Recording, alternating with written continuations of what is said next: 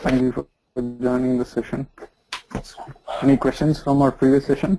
All right, so in continuation to our last session, so we were looking at the bar chart. So we saw a couple of properties of this bar chart, so how you create this stack, and when you have two dimensions or two expressions, the stacks take over. Now suppose I take off these two dimensions, I just go with one dimension, product ID. Now I've applied allow thin bars, so what will happen is a lot of product IDs, so all the thin bars are created.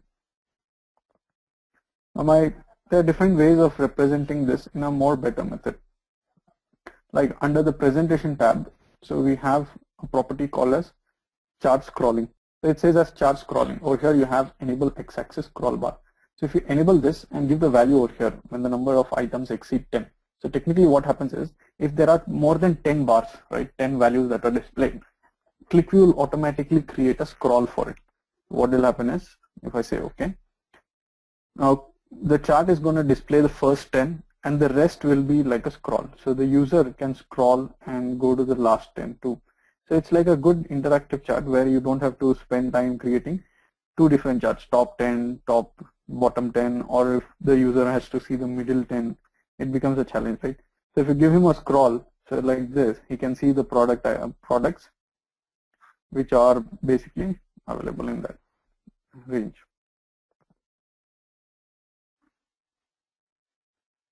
Now, if you look at this expression, right? So under expressions, I put this total order quantity. I've given the calculation of sum of order quantity, right? There is no way that I have defined the percentage of it. I have not divided it by the total. I have nothing. I've just told sum of order quantity. With that, I have also checked over here the relative sign. Now what happens is the moment I select relative, the total, the 4.54% is the relative percentage of the entire total in this chart.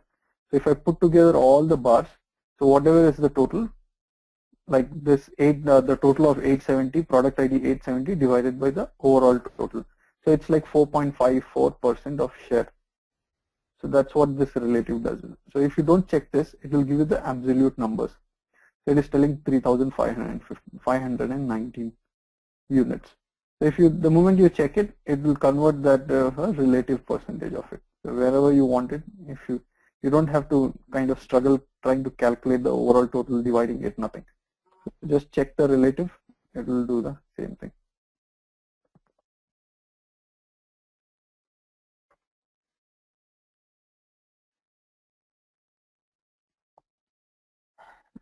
Now, you saw how we add trend lines. Now, if I want to draw like a reference line for myself, I'll just get rid of these grid lines first. Right, I want a reference line. Maybe I want to draw it at 1000 or 900 as a reference line to compare all the products. So what I can do is, I can go to the presentation tab. Over here, there's something called as a reference line. I can add multiple reference lines. So I can say add. It'll give me a label. So I can say this is like budgeted units. Okay, the label of the reference line. There's over here, there's expression, right? So I can define the expression. I can say 900. So a line will be drawn at the 900 point. So it is a uniform line for 900. So you can immediately see that. So like this, you can have multiple lines. 900, 650. So 4 cast. So at 650 another line. You can change the color of this line. So if you go to the presentation and select one of these, say edit. So here is the color. So you can keep changing the color.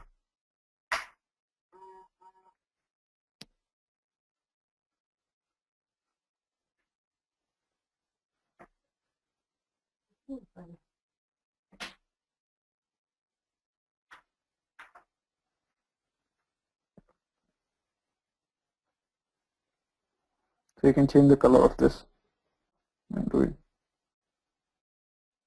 No, I had actually paused myself. So like I was telling, budget units forecast. So you can draw these forecast lines. You can delete them at any time you want to. So this way you can do it. Now this budget lines need not be absolute numbers. So when I say, so if you want to say budget, this need not be an absolute number over here. So this says expression, right?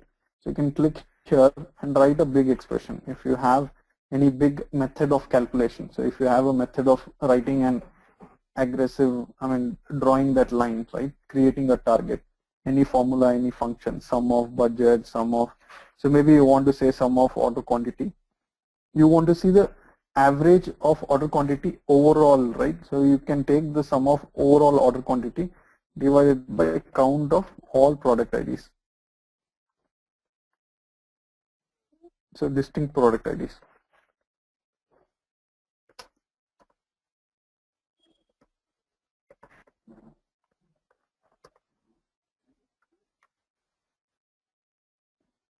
Now what it will give you is, it will give you, so this is, so on an average, every product ID has a sale of 1,000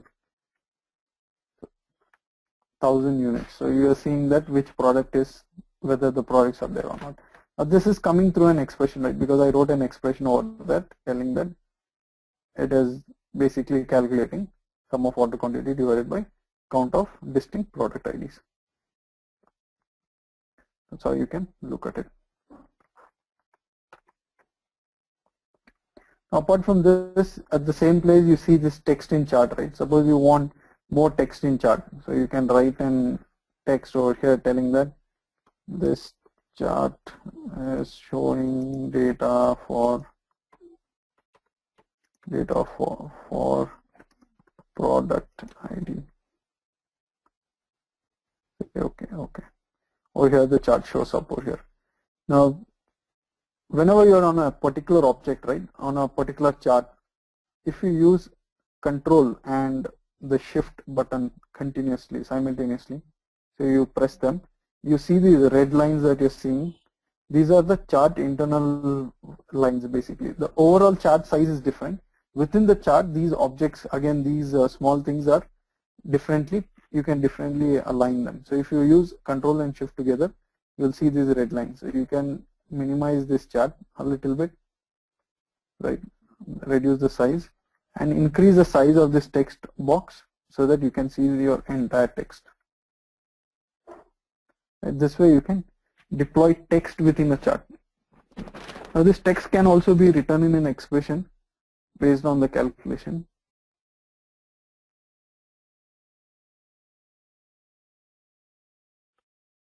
And then you can derive some insights out of it.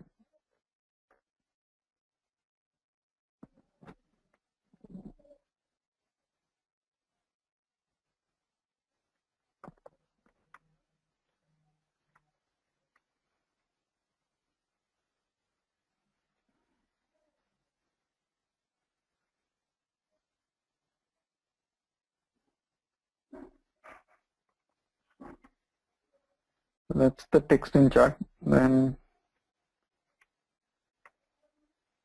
now coming back to expression. Now expression, you're seeing this sum of order quantity, right? Sum of order quantity. Now let me just flip this, copy this expression and paste it over here. Now I'll show you unit price.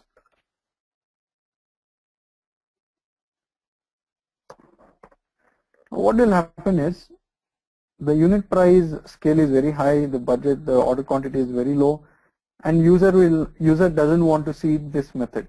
User just wants to see either order quantity or unit price, right? The user is more interested in either one of them. So the other best method to do this is create two charts, right? One on top, one on bottom. One with the order quantity, one with the unit price.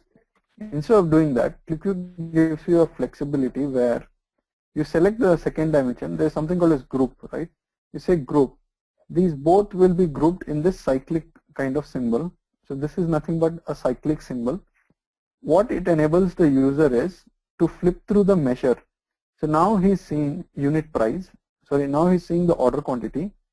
User can, when he clicks on the cycle, it will change to unit price. Now this is showing as unit price.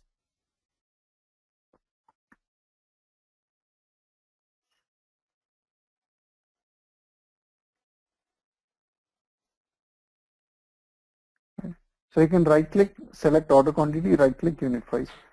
This way, same chart can see multiple measures. So there is absolutely no requirement for you to create two different charts. Right? This is called as a cyclic group. You can in fact add another expression. So you say this time you say unit price discount per.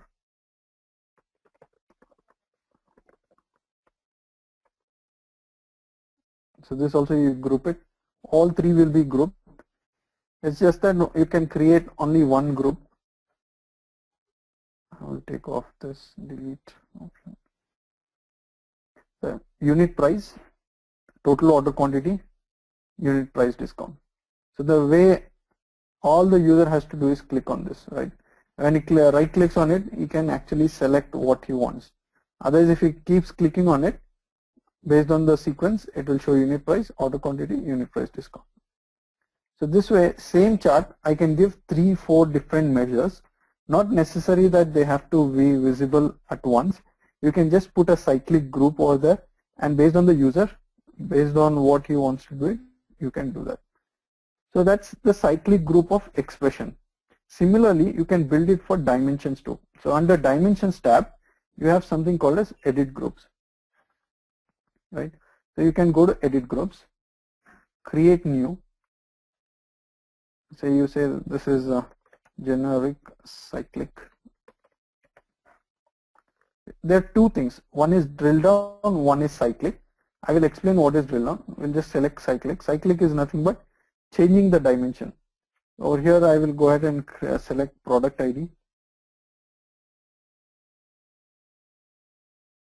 I can select product ID. I can select customer ID. I can select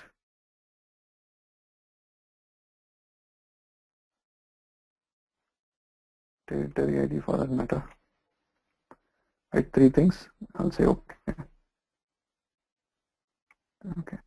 Now these groups, right, whatever you create in any chart or global groups, it's not like valid only for this chart. It is valid for all the charts. So once you create this generic cyclic group, it will be available for all the charts in the document. So you next time you create any line chart, combo chart, anything, it will be available over there. So it's like a global group definition wherever you create. So I'll say add instead of product ID. What user gets is a combination of two things. One is a combination of the unit price. So it's like three expressions and 3 dimensions. So 9 combinations of analysis a user can do. So you can select a product ID. For customer ID, he can see unit price discount, unit price and order quantity. He can flip through territory ID. He can see total order quantity, unit price discount, unit price. He can flip through product ID. Again, flip through this thing. Now doing this without going back to the IT, without redoing the chart, and without struggling too hard to do it. So this is what is more flexibility at the user end that you build in, like kind of self-service kind of a thing, right? So flipping through dimensions or expressions without all at the same place. Unless the user wants to see all the 3 or 9 charts next to each other, he can always flip it and look at the data. This option is called as a cyclic chart. So if you observe the current selections, right, there is no selection being happening. It's just that the dimension of the expression is changing based on the input by the user.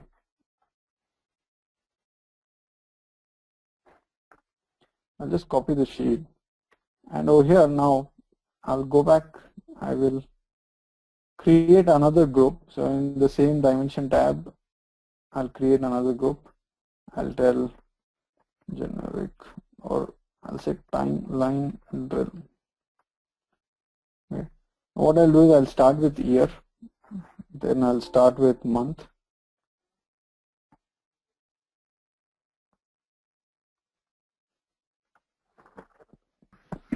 I'll include month. I will include territory ID after the month.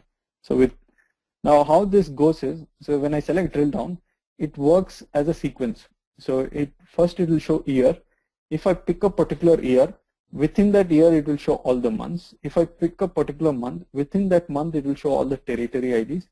If I pick a territory ID, the next whatever I give, so maybe customer ID I want to see all the customers that have bought.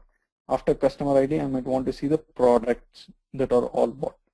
So I build a drill. Now this is a drill, a proper drill.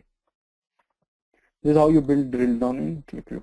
Now the best is, along with drill down, you can also have this cyclic also, right?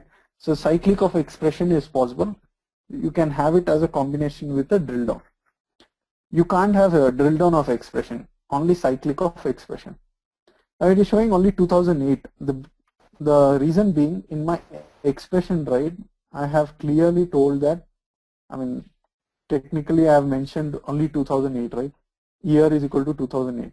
So whenever you use set analysis in any bar chart or anything, it will display data only for that set analysis value. So here you have 2008, so it is displaying value only for 2008. Right. Now if I click on 2008, within 2008 it will show all the months.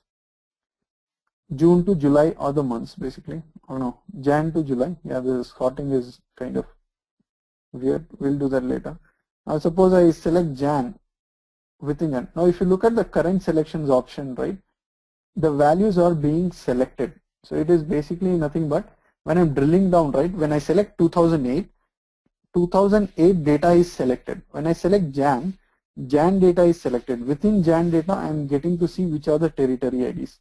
Within a particular territory ID, I see all the customers. For a particular customer, I see the products. So these are the only two products that this customer has bought. 24685 customer, right? Now if I want to drill up, so you have this arrow button on top. If you click the arrow button, it will drill out. So it's drill down and drill up.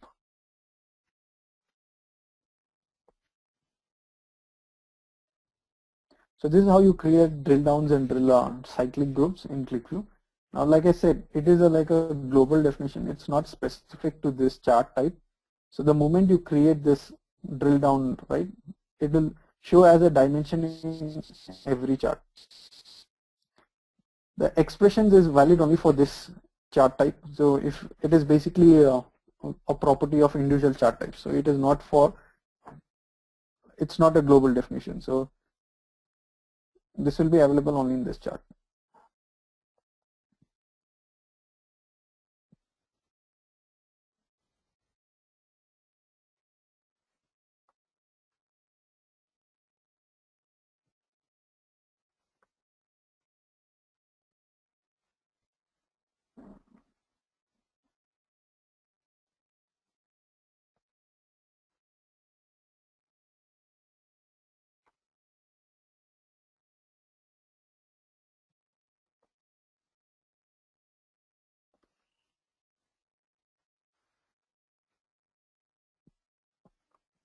Just let me copy this.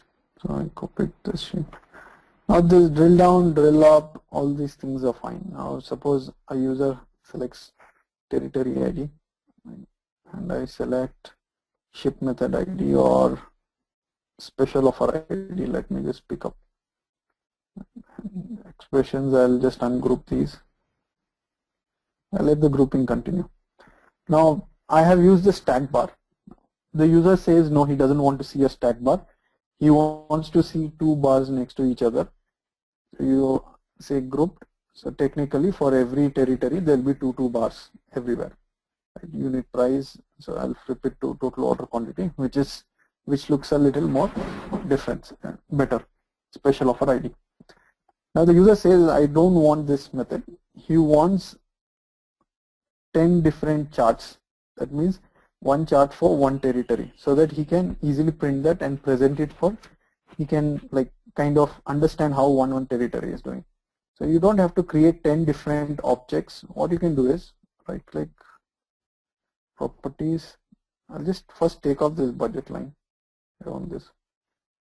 Under dimensions, you have something called as trellis. So you can select trellis you enable trellis chart, right? Just say okay, okay.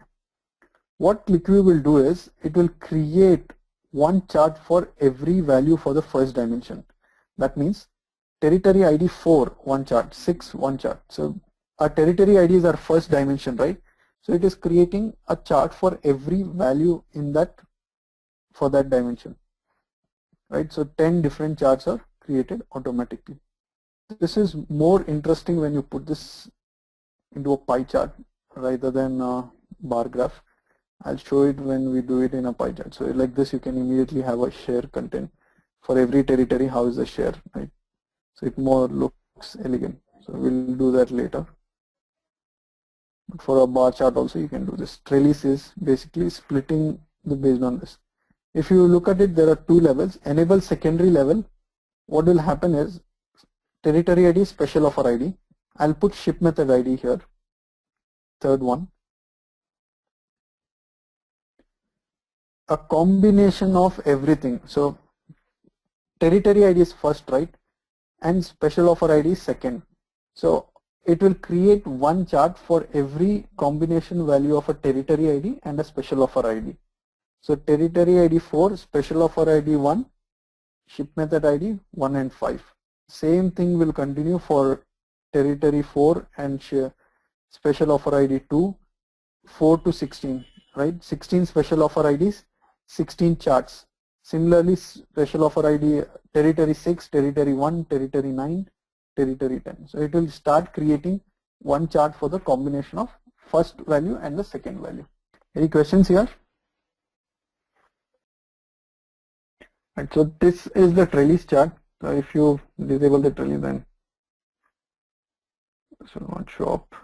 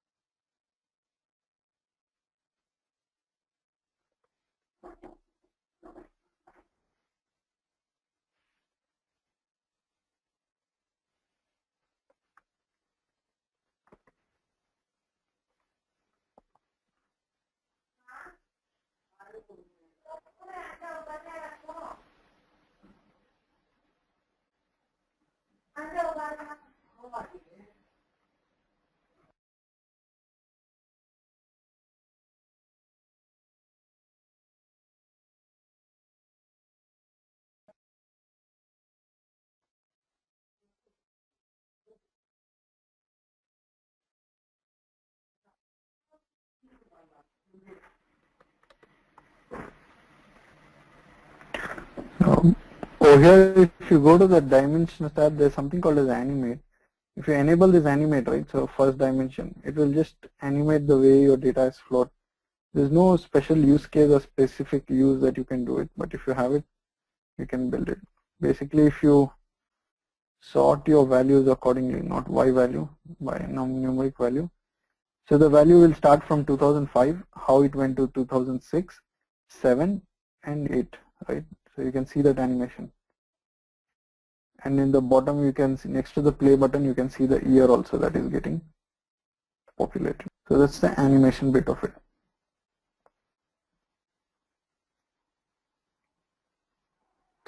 Now you saw this product ID, unit price, and various other things. Let's just copy this file sheet.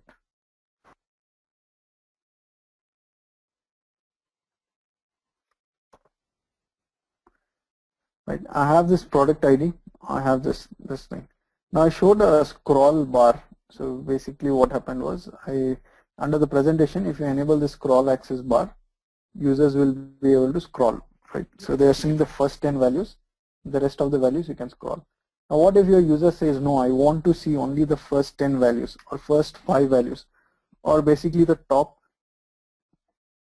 n values, or n may be the number that he wishes to input. So he wishes to give a certain input, so that value he wants to see here, those many numbers of values he wants to see.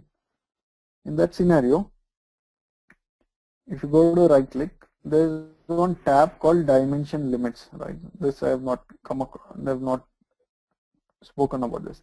So under the dimension limits, you can restrict the values that are being displayed. So if your first restriction is show only largest 10 values, right?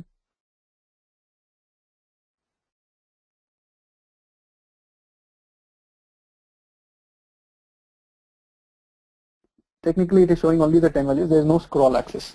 Scroll is for just, it's not restricting the values. Over here, it is restricting. So show larger 10. So I can or choose first 10, smallest 10, anything. How I want to do it. Smallest 10. Okay, the bars didn't change because the scale got changed. So it is 0 to 250 units only. So if you look at it, if you say largest,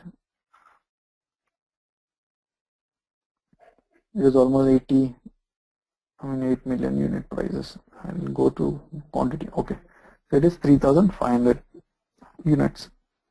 So basically, I can restrict my values. Now this 10, right? If the user says I want to input something, so what you can do is you can build a slider or an input box. With the slider, you can say variable. You can say test3, single value. You can give 1 to 20. Static step 1. Now this value will be passed to those step 3. You can go to this value over here. You can say we test 3.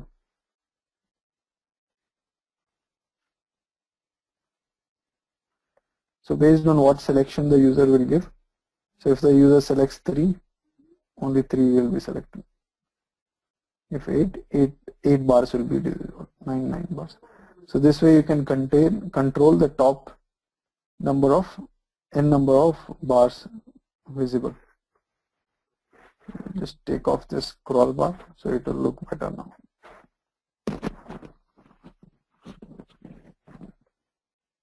Right, this way you can control how many top to be visible. Now along with this over there, if you look at the restriction options, there are a couple of them more. So you have largest, small, first, you have show values that are greater than a 5% of the relative total. So greater than 5%, relative total is nothing but, so if my total order quantity is 1 lakh, which are the products selling greater than 5,000? Right? That is what it means. Relative than 5% is 5% of 1 lakh is 5,000, right? So which are the products which are sold more than 5% of the relative total? 5,000 is what? So if you give this, it will show you that. Nothing technically.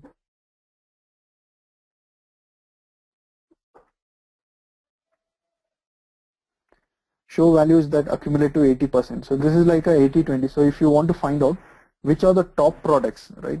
Like I will have 1,000 products, but my 80% of sales might be coming from the first 10 or 15 products only.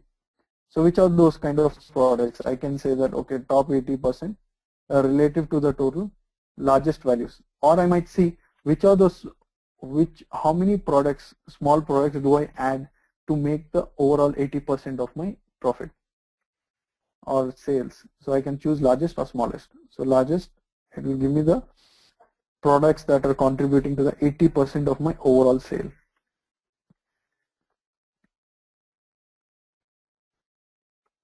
Include boundary variables, it doesn't have. So wherever, suppose it is 100, so even if it is 99.9, it should take the 100 value as a count. It's not lesser than or lesser than, it's lesser than or equal to. Now while you're doing the show first, like you can say largest of 10 values or whatever values, you can also have a bar, say show others, right?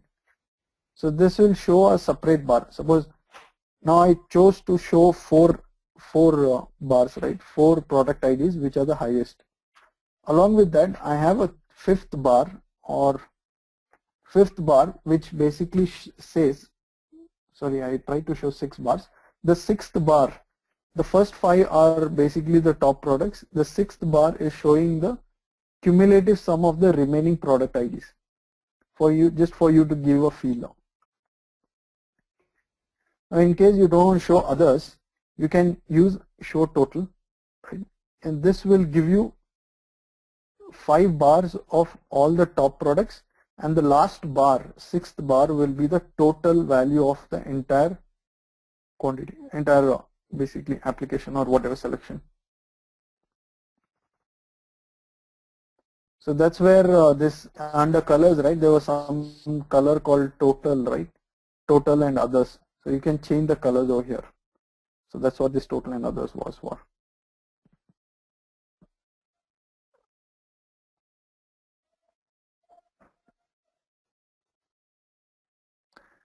That's the dimension limit. I think with this we cover everything in the bar chart, so all the properties and everything. Now all the properties remain the same. Only the type, instead of bar, the type changes to a line, is the line chart. So if I keep the chart the same way that it is, and go to properties and select line, it will give me the line chart. Now in the line chart, interestingly, there is no stack option, right? Obviously you can't have a stacking. Now what happens if you put up 2 dimensions or 3 dimensions? And over here I have generic cyclic. Along with cyclic, what I'm going to do is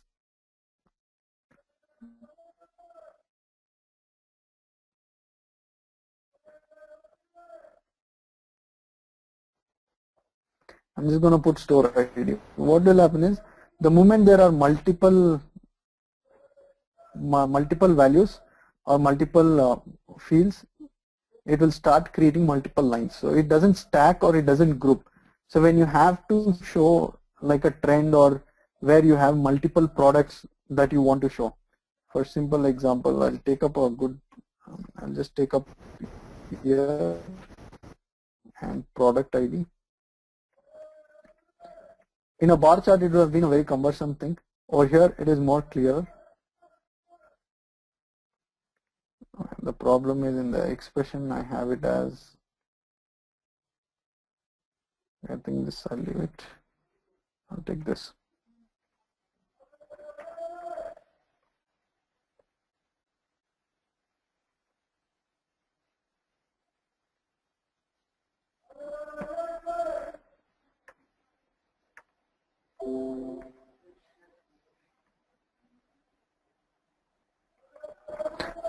This is the bar chart. So in the bar, it will look like this, so cumbersome.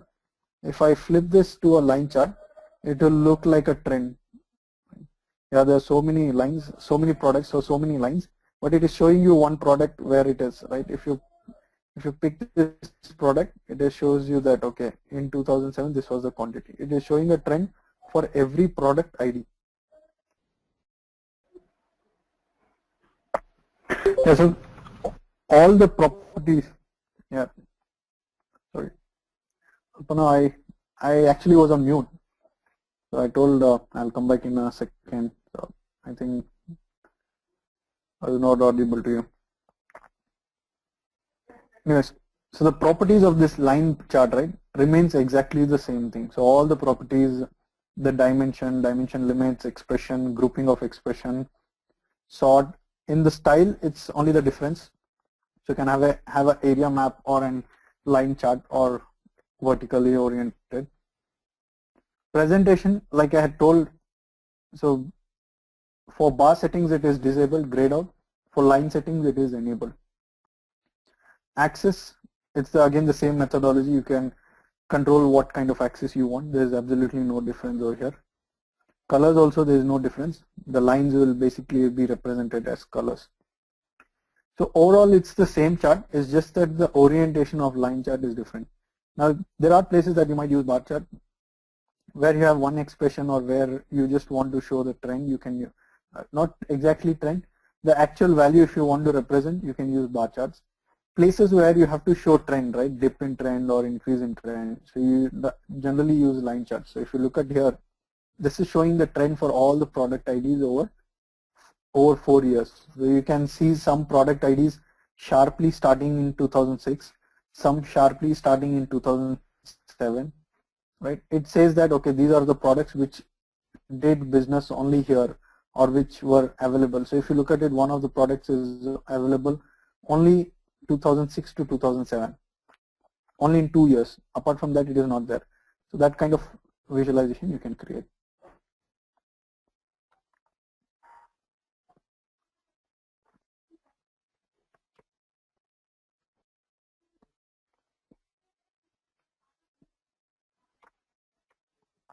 The next chart type also has the entire properties same. So if you go to the general, so there's this bar combo chart. All the properties remain the same. So the bar chart, the line chart, all the properties remain the same. The only flexibility that you get in a combo chart is to choose what you want to represent. So in the bar, I'm limited only to a bar chart. In a line, I'm limited only to a line chart. Now over here, I can choose what I want to represent. Suppose if I say year, I'll remove this product ID. Now the representation choice is only for the expression. So over here I'm using order quantity. Now suppose I just use sum of unit price, right? As a unit price discount.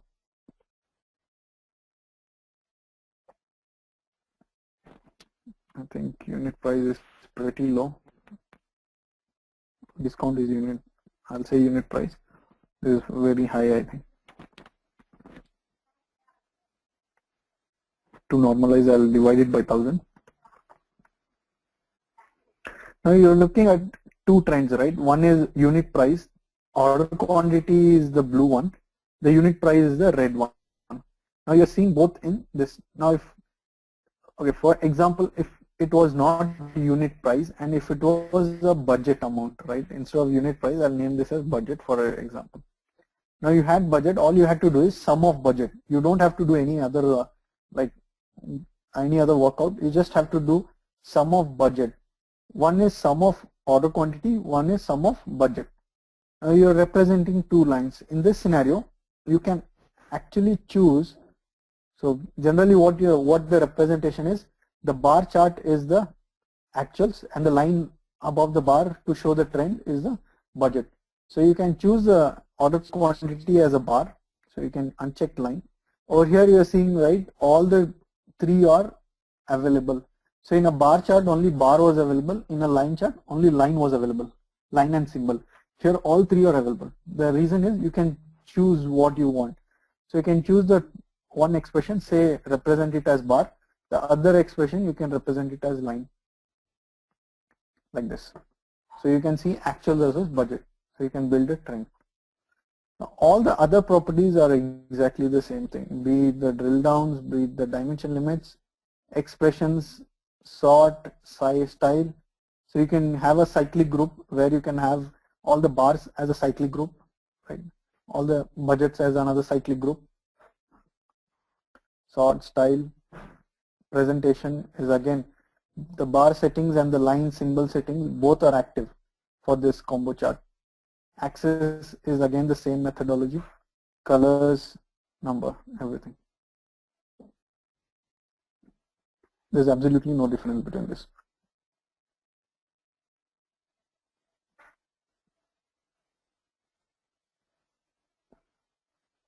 Any questions here?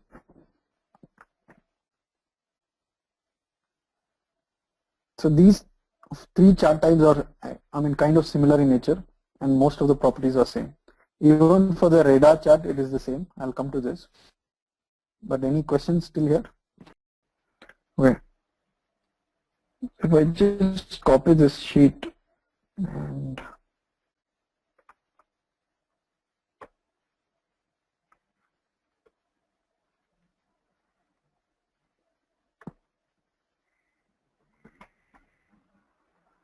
if I flip this chart, right, I'll just disable one of the expression, order quantity. I have the year. Instead of year, I'm going to put month.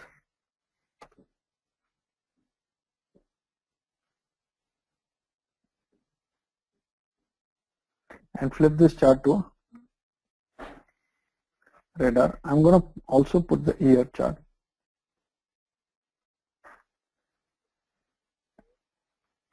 I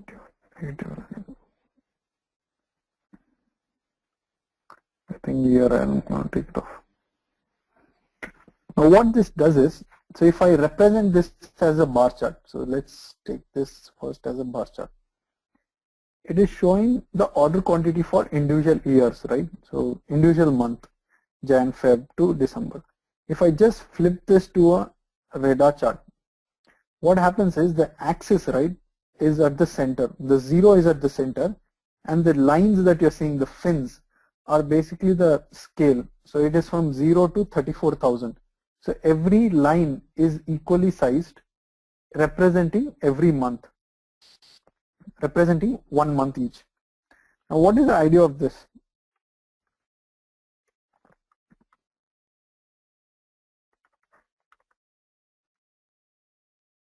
Whenever you run into this sizing thing, right, if you reset user sizing, reset docking, it will clear off all the user formatted settings or user formatted placements or drag and drop kind of a thing. It will give you the default setting basically. Now if you look at it, so Jan is here, Feb is here. Now this trend will technically give you a seasonal trend. So you can immediately understand which season is the highest value. Technically all the formatting or all the properties remain the same as a bar chart. Only thing in the style you have this fins, and axis you can control it. Okay, I've put off the axis color too bright, that's why it is showing that way. I'll leave it the way it is.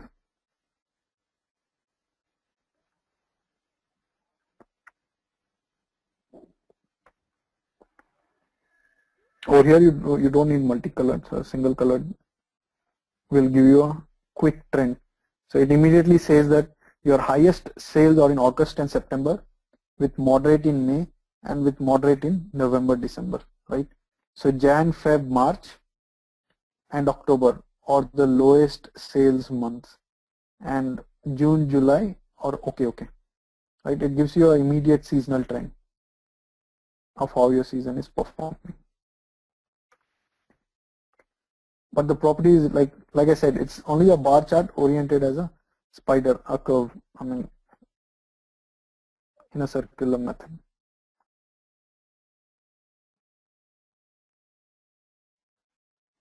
That's the bar chart. Any questions here?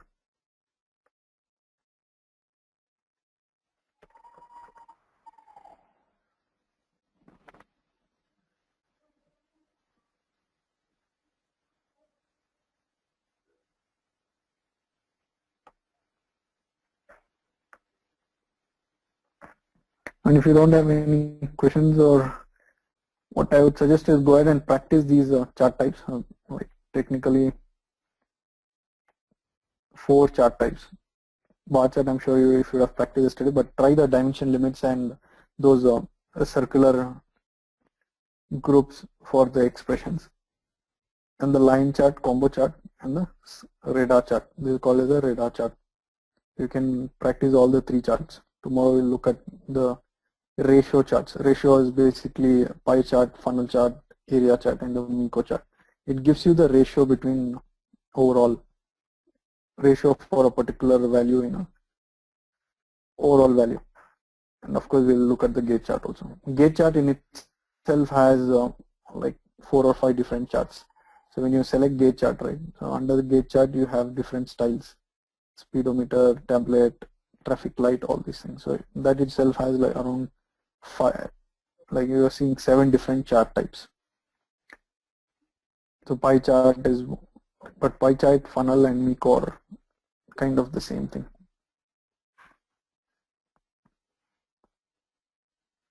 Is that okay?